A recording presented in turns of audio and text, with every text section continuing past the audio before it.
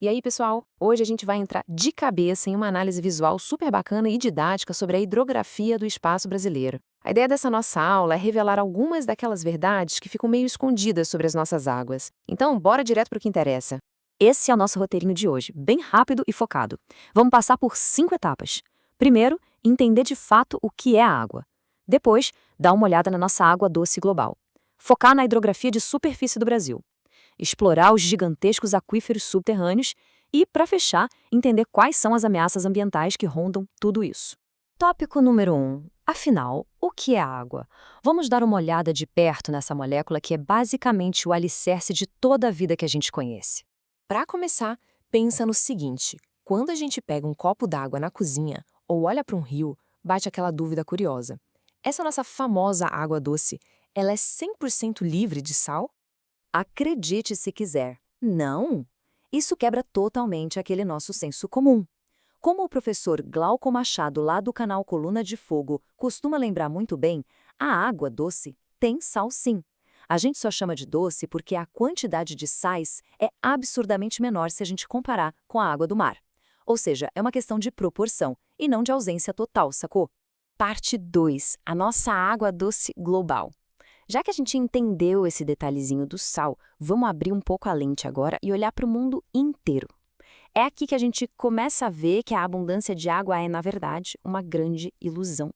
Olha só, esse cenário global é até meio assustador.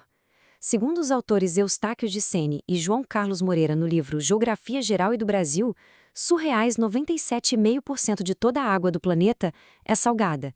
Resta só uma fatia muito, mas muito fininha de 2,5% para a água doce. Isso já muda completamente a perspectiva de quem acha que a água potável no mundo é quase infinita.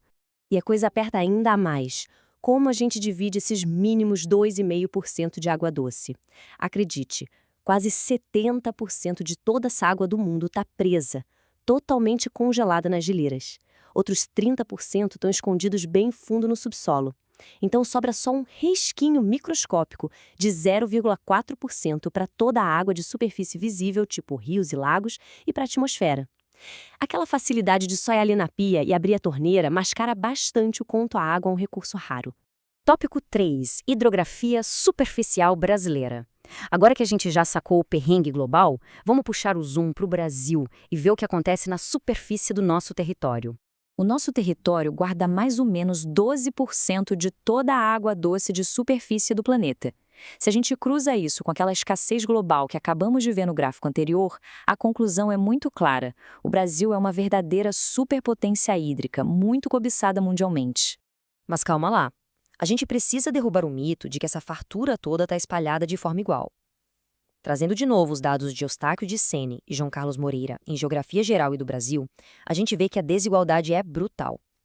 Só a região norte concentra impressionantes 68,5% dessa água. Enquanto isso, as regiões onde mora a maior parte da galera, tipo Sudeste ou Sul, ficam com fatias minúsculas, ali na casa dos 6%.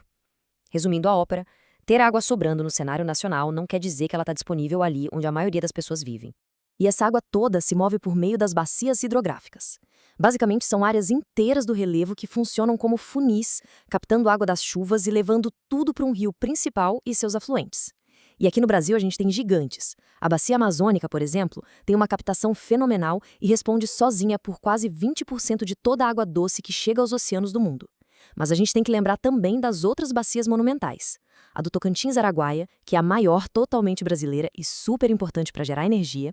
A do São Francisco, construída ao redor do nosso Rio da Integração Nacional, que corta o sertão levando vida para áreas muito secas. E a Bacia do Paraná, que drena a área mais populosa do país e detém um maior aproveitamento hidrelétrico nacional. Todas elas têm particularidades vitais para o nosso país. E isso leva a gente para um conceito muito bacana. O Centro-Oeste funciona, na prática, como a grande caixa d'água do Brasil. Tem muita gente que acha que, por causa das grandes chuvas de verão, o Sudeste seria o nosso maior reservatório nacional. Mas não é bem assim. São as estruturas de grandes planaltos e o solo altamente poroso lá do Centro-Oeste que armazenam essa água toda e dão origem às nascentes das principais bacias que a gente acabou de ver.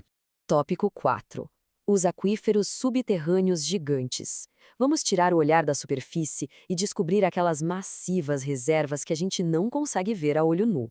Para entender a mecânica desse mundo oculto é simples. Nem toda a água da chuva corre para os rios. Uma boa parte dela penetra no solo. Ela vai infiltrando, preenchendo as porosidades das rochas como se a terra fosse uma esponja gigante, até bater numa barreira impermeável. Toda essa área encharcada lá no fundo, onde literalmente não cabe mais nenhuma gota, é o que a gente chama de zona saturada.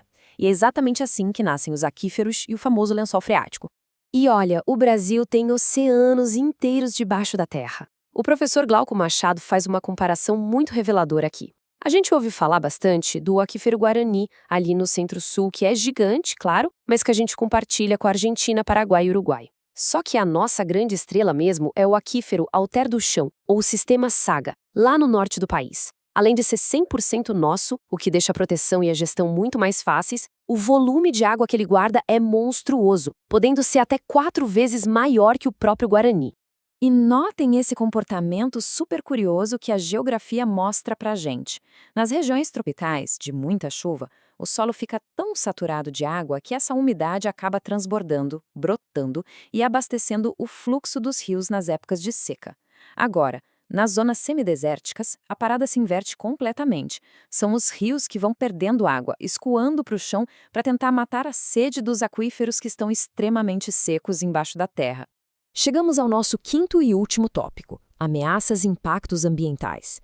É aqui que a gente precisa discutir como a nossa própria ação ameaça esses sistemas vitais. E para começar, o professor Glauco Machado desmistifica uma grande culpa.